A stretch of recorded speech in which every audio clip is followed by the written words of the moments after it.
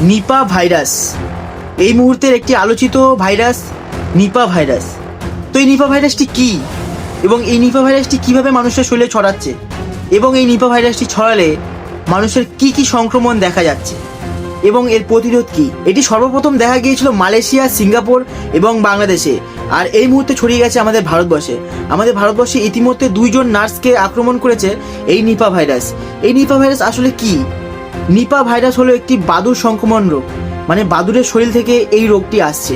তো এই মুহূর্তে যারা মনে করছেন খেজুরের রস খাবো, তো অবশ্য করেই খেজুরের রস খাওয়ার আগে 100% ডিগ্রিতে সেটা কি জাল দিয়ে তারপরেই কিন্তু খান, কারণ সর্বপ্রথম এই খেজুরের রস থেকে কিন্তু এই নিপা ভাইরাসটি ছড়াচ্ছে এবং কিছু ফল যার কাছ থেকে এটা কিন্তু মানুষের শরীরে ছড়াচ্ছে। এই ভাইরাসটি মানুষের শরীরে ছড়ালে সাধারণত গা ব্যথা, জ্বর এবং খিঁচুনির মতন কিছু কিছু সিমটম দেখা যেতে পারে। তো বন্ধুরা, অবিলম্বে এরকম যদি কোনো সিমটম দেখতে পান অবশ্য করেই হাসপাতালে চলে যান।